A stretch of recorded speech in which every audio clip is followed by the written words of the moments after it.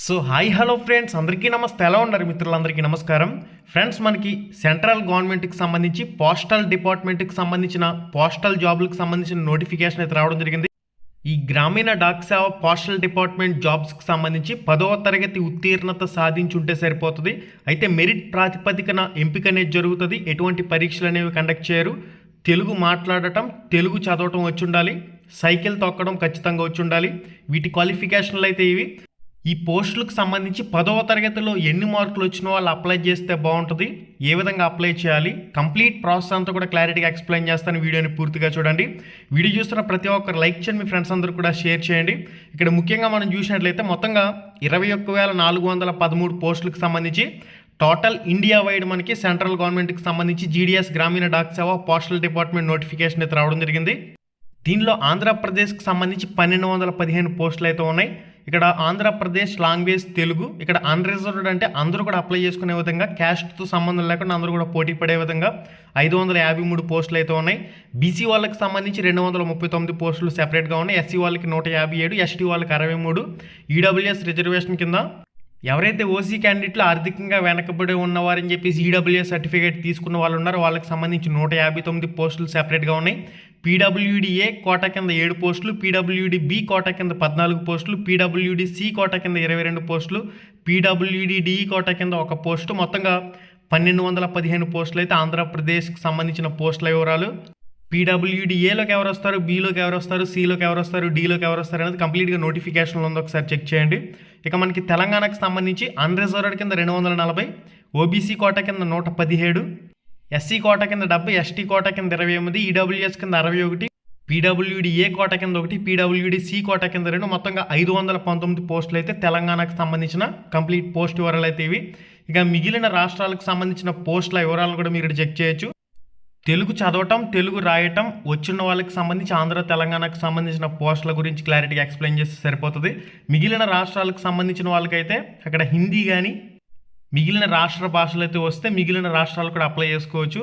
ఇక్కడ ముఖ్యంగా చూడండి, మనకు అఫీషియల్ వెబ్సైట్ ఇది. ఈ పోస్టల్ డిపార్ట్మెంట్ పోస్టులకు సంబంధించి ఎగ్జామ్ పెట్టినట్లయితే ఎవరి ప్రతాపం అనేది వాళ్ళు ఎగ్జామ్లో చూపించే అవకాశం అయితే ఉంటుంది. కానీ ఇక్కడ రాతి విధానంలో భర్తీ చేసినట్లు ఏదో మెరిట్ ప్రాతిపదికన భర్తీ చేయడం వల్ల చాలామంది నష్టపోయే పరిస్థితి ఏర్పడుతుంది. ఈ పోస్టుల భర్తీ విధానం అనేది అనాదిగా చాలా రోజులకి ఇదే విధంగా కొనసాగుతుంది. పరీక్ష పెట్టాలని చెప్పేసి ప్రతి ఒక్కరు కోరుకుంటున్నారు, కానీ రాతి విధానంలో మాత్రమే ఈ పోస్టుల భర్తీ జరుగుతుంది. మెరిట్ ప్రాతిపదికన భర్తీ చేయడం అనేది కరోనా బ్యాచ్కి ఎక్కువ ప్లస్ పాయింట్ అవుతుంది. మార్కుల రూపంలో ఎగ్జామ్స్ రాసిన వాళ్ళకి సంబంధించి కొద్దిగా మైనస్గా తయారవుతుంది. ఓకే, ఏదేమైనా కంప్లీట్గా నోటిఫికేషన్ గురించి ఎక్స్ప్లెయిన్ చేస్తాను. తర్వాత ఎవరు అప్లై చేయాలి, ఎవరు అప్లై చేస్తే బాగుంటుంది, ఆ వివరాలన్నీ కూడా మీకు క్లారిటీగా తెలుస్తాయి.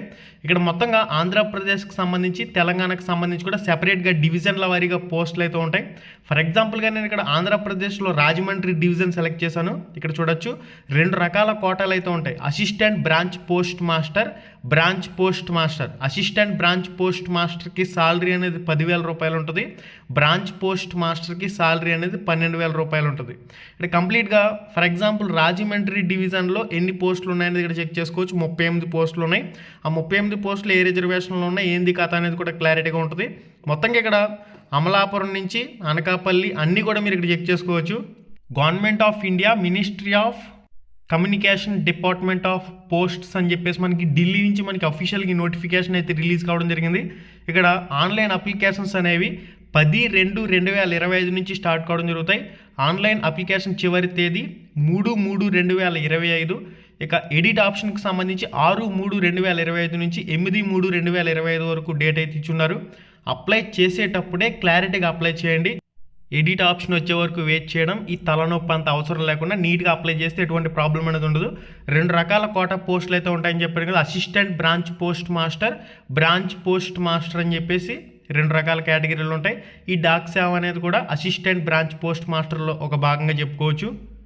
ఇక సాలరీ వచ్చేసరికి బ్రాంచ్ పోస్ట్ మాస్టర్కి 12,000 రూపాయలు స్టార్టింగ్ సాలరీ అనేది ఉంటుంది.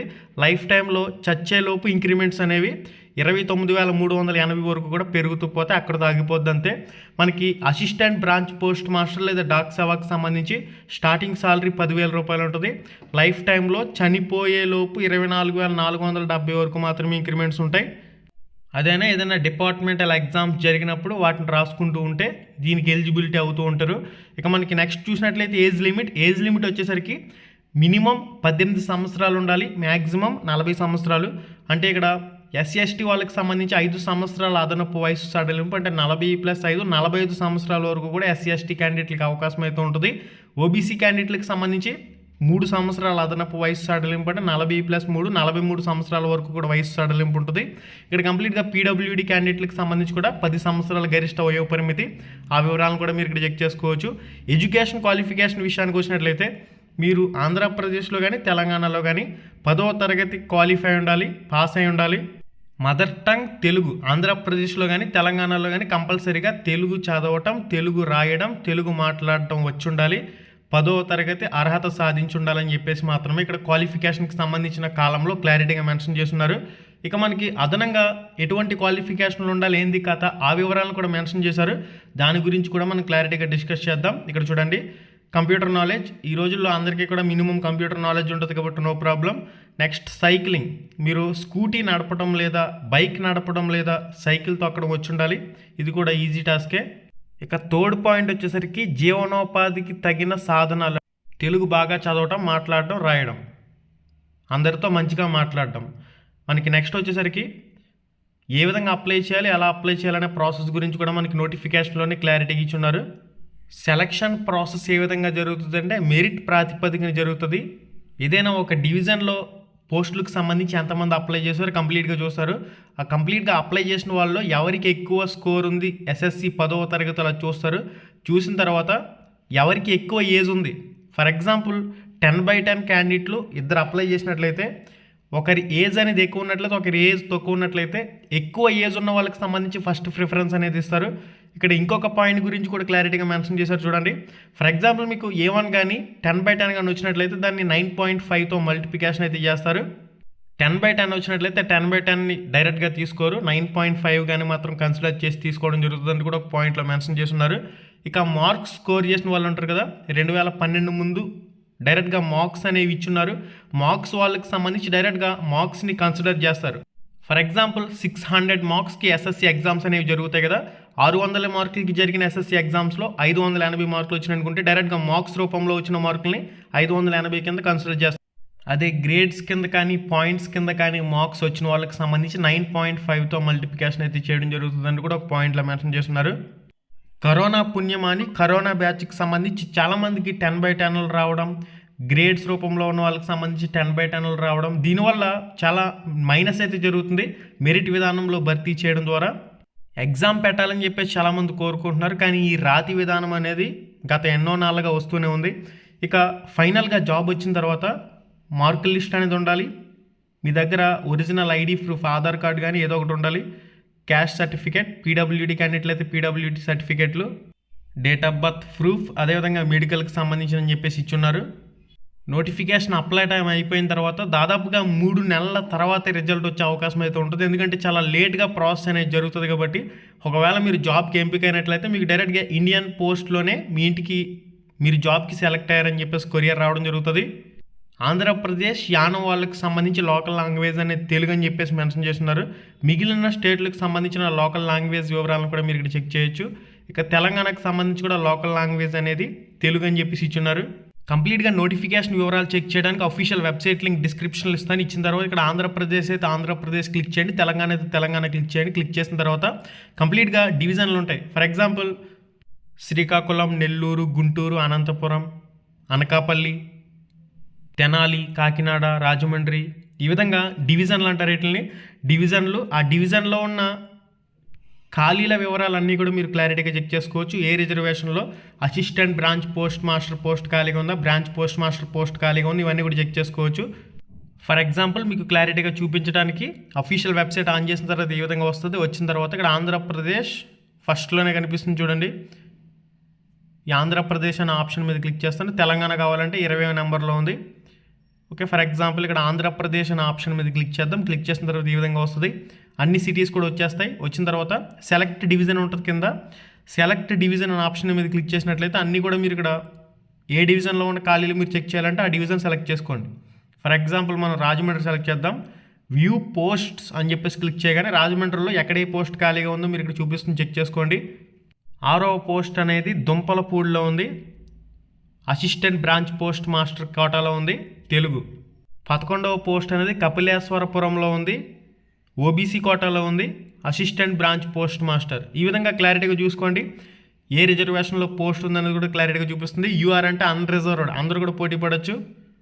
ఇవి మీకు అప్లై చేసేటప్పుడు ఆటోమేటిక్గా మీరు సెలెక్ట్ చేసుకున్న రిజర్వేషన్ ప్రకారం మీరు ఏ పోస్టులకి ఎలిజిబుల్ అవుతారో ఆ పోస్టులు మీకు చూపిస్తుంది కాబట్టి నో ప్రాబ్లం. ఇక్కడ ఆన్లైన్ అప్లై చేసేటప్పుడు మొత్తం 3 స్టెప్లు ఉంటాయి. ముందుగా రిజిస్ట్రేషన్ చేసుకోవాలి, తర్వాత ఆన్లైన్ అప్లికేషన్ ఫిల్ చేయాలి, తర్వాత ఫీజు పేమెంట్. మహిళలకి ఫీజు పేమెంట్ అనేది ఉండేది కదా మరి గతంలో, ఇప్పుడు ఏ విధంగా ఉందనేది చూడాలి ఒకసారి. ఇక్కడ ముందుగా రిజిస్ట్రేషన్ ఆప్షన్ మీద క్లిక్ చేసినట్లయితే ఏం డీటెయిల్స్ అనేవి ఫిల్ చేయాలనేది క్లారిటీగా చూపిస్తుంది. అప్లై చేసేటప్పుడు మాత్రం జాగ్రత్తగా అప్లై చేయండి. రిజిస్ట్రేషన్ అనే ఆప్షన్ మీద క్లిక్ చేసిన తర్వాత కిందకి స్క్రోల్ చేయండి. స్క్రోల్ చేసిన తర్వాత మొబైల్ నెంబర్, మీరు ఏదైతే రెగ్యులర్గా యూజ్ చేసే మొబైల్ నెంబర్ ఉందో ఆ మొబైల్ నెంబర్ ఇచ్చుకోండి. జీమెయిల్ ఐడి, మీ జీమెయిల్ ఐడిని క్లారిటీగా ఎంటర్ చేసుకోండి. ఒకవేళ మీకు జీమెయిల్ ఐడి లేకపోతే చాలా సింపుల్గా క్రియేట్ చేసుకోవచ్చు. How to create Gmail ID అని చెప్పేసి యూట్యూబ్లో సెర్చ్ చేసినా కూడా చాలా వీడియోలు ఉంటాయి. నెక్స్ట్ మీ ఎస్ఎస్సి మార్క్స్ మెమోలో మీ నేమ్ ఏ విధంగా ఉందో అదే విధంగా ఎంటర్ చేయండి. మీ ఫాదర్స్ నేమ్ కూడా 10వ తరగతి మార్క్స్ మెమోలో ఏ విధంగా ఉందో అదే విధంగా ఇవ్వండి. డేట్ ఆఫ్ బర్త్ క్లారిటీగా ఇచ్చేయండి. Year, month, date, gender male అయితే మేల్, ఫీమేల్ అయితే ఫీమేల్ సెలెక్ట్ చేయండి. ఇంపార్టెంట్ రిజర్వేషన్, మీరు ఏ రిజర్వేషన్లోకి వెళ్తారు, బీసీ వాళ్ళు ఓబీసీ, ఈడబ్ల్యూఎస్ సర్టిఫికేట్ నుండి ఈడబ్ల్యూఎస్, ఓసీ క్యాండిడేట్లు ఈ విధంగా సెలెక్ట్ చేసుకోండి. మీరు ఎస్ఎస్సి అనేది ఎక్కడ పాస్ అయ్యారని చెప్పేసి అడుగుతుంది. ఏ రాష్ట్రంలో పాస్ అయ్యారు క్లారిటీగా సెలెక్ట్ చేసుకోండి. నెక్స్ట్ ఏ సంవత్సరంలో పాస్ అయ్యారు ఎస్ఎస్సి, మీరు ఏ ఇయర్లో ఎస్ఎస్సి క్వాలిఫై అయ్యారు, పాస్డ్ అవుట్ అయ్యి బయటకు వచ్చారని చెప్పేసి అడుగుతుంది కాబట్టి క్లారిటీగా మీరు ఏ ఇయర్లో పాస్ అయితే ఆ ఇయర్ ఇక్కడ సెలెక్ట్ చేయండి. Next enter the text show below అని చెప్పేసి ఉంది కదా, మీకు పక్కనే ఒక క్యాప్చా చూపిస్తుంది, ఒక వెరిఫికేషన్ క్యాప్చా ఉంటుంది. వాడు ఏమి ఇస్తే అది ఇక్కడ యాజ్ ఇట్ ఈజ్ ఎంటర్ చేసుకోవాలి. ఫర్ ఎగ్జాంపుల్ VHAUQ ఇవన్నీ కూడా క్యాపిటల్ ఇచ్చాడు, మీకు కూడా ఏదో ఒకటి ఇస్తాడు, అది ఇక్కడ ఎంటర్ చేసుకున్న తర్వాత సబ్మిట్ అనే ఆప్షన్ క్లిక్ చేయండి. సబ్మిట్ అనే ఆప్షన్ క్లిక్ చేసే ముందు 1కి 2 సార్లు డీటెయిల్స్ అన్నీ క్లారిటీగా స్పెల్లింగ్ మిస్టేక్లు లేకుండా చదువుకున్న తర్వాత మీరు ముందుకు వెళ్ళండి. అప్పుడు మీకు ఒక రిజిస్ట్రేషన్ నెంబర్ క్రియేట్ అవుతుంది. రిజిస్ట్రేషన్ నెంబర్ క్రియేట్ అయిన తర్వాత అప్లై ఆన్లైన్ స్టెప్ 2లోకి వెళ్తారు. స్టెప్ 2 అప్లై ఆన్లైన్ మీద క్లిక్ చేయండి. క్లిక్ చేసిన తర్వాత ఒక రిజిస్ట్రేషన్ నెంబర్ వస్తుంది కదా, మీ మొబైల్ నెంబర్కి కూడా మెసేజ్ అనేది వస్తుంది. ఆ రిజిస్ట్రేషన్ నెంబర్ అనేది ఇక్కడ ఎంటర్ చేసుకున్న తర్వాత కింద మీరు ఏ డివిజన్కి అప్లై చేయాలనుకుంటున్నారో సెలెక్ట్ చేయండి.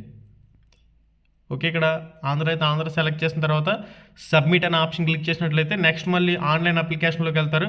ఈ ఆన్లైన్ అప్లికేషన్లో కంప్లీట్గా మీ పర్సనల్ డీటెయిల్స్ కానివ్వండి అన్నీ కూడా క్లారిటీగా తీసుకుంటుంది. తీసుకున్న తర్వాత పోస్ట్ ప్రిఫరెన్స్ విషయంలో మీరు ఫస్ట్ ఏ ప్లేస్ కోరుకుంటున్నారు, సెకండ్ ఏ ప్లేస్లో పెట్టాలనుకుంటున్నారు, థర్డ్ ఏ place పెట్టాలనుకుంటున్నారు, 4th, 5th, 6th, 7th, 8th, 9th ఈ విధంగా కంప్లీట్గా ఒక డివిజన్లో ఉన్న పోస్టులన్నీ కూడా మీరు ఎలిజిబిలిటీ అయిన పోస్టులకు సంబంధించి కంప్లీట్గా పోస్ట్ ప్రిఫరెన్స్ అనేది పెట్టుకోవచ్చు. అంటే ఫస్ట్ ప్రిఫరెన్స్ ఈ ప్లేస్లో కావాలనుకుంటున్నాను, సెకండ్ ప్లేస్లో పలానా ఊరు ఈ మండలం, ఈ విధంగా కంప్లీట్గా పోస్ట్ వివరాలు చూపిస్తుంది. అవన్నీ కూడా ప్రిఫరెన్స్ ఇచ్చుకోండి. ఇచ్చుకున్న తర్వాత ఫైనల్గా ప్రింట్ అప్లికేషన్ ఆప్షన్ ఉంటుంది. ప్రింట్ అప్లికేషన్ అయితే తీసుకోవచ్చు. ఎవరైతే ఓసీ క్యాండిడేట్లు ఉన్నారో, మెన్స్ ఉన్నారో ఫీజు పేమెంట్ కూడా చేయవలసి ఉంటుంది.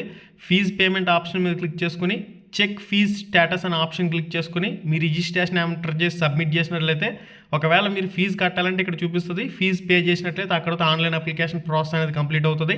కంప్లీట్గా ఆన్లైన్ అప్లై ప్రాసెస్ వీడియో మన ఛానల్లో ఉంది. గతంలో చాలాసార్లు అప్లై వీడియో నేను చేసున్నాను. ఏం ప్రాసెస్ మారదో అదే విధంగా ఉంటుంది. Step by step process video కావాలంటే ఒకసారి యూట్యూబ్ ఆన్ చేసి యూట్యూబ్ సెర్చ్లోకి వెళ్ళి యూట్యూబ్ సెర్చ్లో Ram Ramesh postal jobs apply video అని చెప్పేసి సెర్చ్ చేయండి. కంప్లీట్ ప్రాసెస్ వీడియో వస్తుంది. ఓకే, మీరు సింపుల్గా యూట్యూబ్ సెర్చ్లోకి వెళ్ళి Ram Ramesh AP postal jobs apply online video అని చెప్పేసి సెర్చ్ చేస్తే కంప్లీట్గా వీడియో వస్తుంది. ఆ వీడియో చూసేసి మీరు నీట్గా మీరు అప్లై చేసుకోవచ్చు. మీకు ఇంకేదైనా డౌట్ ఉంటే కామెంట్ రూపంలో కామెంట్ చేయండి. ఫ్రెండ్స్, ఏదైనా కామెంట్కి మీకు ఆన్సర్ తెలిసినట్లయితే మీరు కూడా రిప్లై ఇచ్చే ప్రయత్నం చేయండి. అసలైన విషయం చెప్పడం మర్చిపోయాను, ఎన్ని మార్కులు వస్తే అప్లై చేస్తే బాగుంటుంది. ఈ పాయింట్ గురించి మాట్లాడినట్లయితే గతంలో చూసినట్లయితే గత మెరిట్ లిస్టులు అన్నీ కూడా చూసినట్లయితే 10/10 వచ్చిన వాళ్ళకి సంబంధించి 9.5 పైన స్కోర్ చేసుకున్న వాళ్ళకి సంబంధించి మాత్రమే అవకాశం ఉంది. ఆ కిందన స్కోర్ చేసిన వాళ్ళకి సంబంధించి చాలా తక్కువ ఛాన్సెస్. 9.5 పైన స్కోర్ చేసుకున్న వాళ్ళు ట్రై చేసుకోండి. మార్క్స్లో వచ్చేసరికి 570 మార్కులు పైబడి స్కోర్ చేసుకున్న వాళ్ళకి సంబంధించి అప్లై చేసుకునే ప్రయత్నం చేయండి. ఎగ్జామ్ పెట్టి పోస్టుల భర్తీ చేస్తే బాగుండు. ఏదో రాతి విధానంలో మెరిట్ ప్రాతిపదికన భర్తీ చేయడం వల్ల చాలామంది ఖాళీగా ఉన్న వాళ్ళందరూ కూడా అప్లై చేస్తున్నారు. దీనివల్ల 10/10 వచ్చిన వాళ్ళకి సంబంధించి 9.5 పైన వచ్చిన వాళ్ళకి సంబంధించి 580, 590 ఈ రేంజ్లో స్కోర్ చేసుకున్న వాళ్ళకి సంబంధించి ఎక్కువ అవకాశం ఉంటుంది. మిగిలిన వాళ్ళకి సంబంధించి అప్లై చేసిన ఎటువంటి ప్రయోజనం అనేది ఉండడం లేదు. మీరు అప్లై చేద్దాం సరదాగా అంటే అప్లై చేసుకోవచ్చు, ఎటువంటి ప్రాబ్లం అనేది లేదు. మీరు 2 సార్లు ట్రై చేసుకోవచ్చు. డీటెయిల్స్ అన్ని క్లారిటీగా ఎక్స్ప్లెయిన్ చేయాలి కాబట్టి మీకు ఎక్స్ప్లెయిన్ చేయడం జరిగింది. ఇంకా రిజల్ట్ ఎప్పుడు వస్తుందనే విషయానికి వచ్చినట్లయితే అప్లై డేట్ ముగిసాక 3 నెలల సమయం పట్టే అవకాశం ఉంటుంది. ప్రాసెస్ చాలా లేట్గా జరుగుతుంది, ఎందుకంటే సెంట్రల్ గవర్నమెంట్ జీడీఎస్ గ్రామీణ డాక్ సేవ అంటే ప్రాసెస్ కొద్దిగా లేట్గానే ఉంటుంది. కాబట్టి ఒక 3 నెలల తర్వాత ఫైనల్గా ఎవరైతే జాబ్కి సెలెక్ట్ అయ్యారో వాళ్ళకి సంబంధించిన పోస్టల్లోనే డైరెక్ట్గా మీరు జాబ్కి సెలెక్ట్ అయ్యారని చెప్పేసి మీకు ఇంటికే పోస్ట్ అనేది రావడం జరుగుతుంది. మీ మొబైల్ నెంబర్ కూడా మెసేజ్ అనేది రావడం జరుగుతుంది. పలానా రోజున మీరు సర్టిఫికేట్ల వెరిఫికేషన్కి హాజరు కావాలని చెప్పేసి కూడా క్లారిటీగా మీకు ఇన్ఫర్మేషన్ అయితే వాళ్ళు ప్రొవైడ్ చేసి పంపిస్తారు. దాని ప్రకారం సర్టిఫికేట్ల వెరిఫికేషన్కి అయితే హాజరు కావాల్సి ఉంటుంది. ఫర్దర్గా వీటికి సంబంధించిన మీ డౌట్స్ అన్నీ కూడా కామెంట్ రూపంలో పోస్ట్ చేయండి. ఆ వీడియో సెపరేట్గా నేను చేసే ప్రయత్నం అయితే చేస్తాను. సబ్స్క్రైబ్ చేయడం మాత్రం మర్చిపోవద్దు. మళ్ళీ వీడియోలో మళ్ళీ కలుసుకుందాం. శుభం, ధన్యవాదాలు.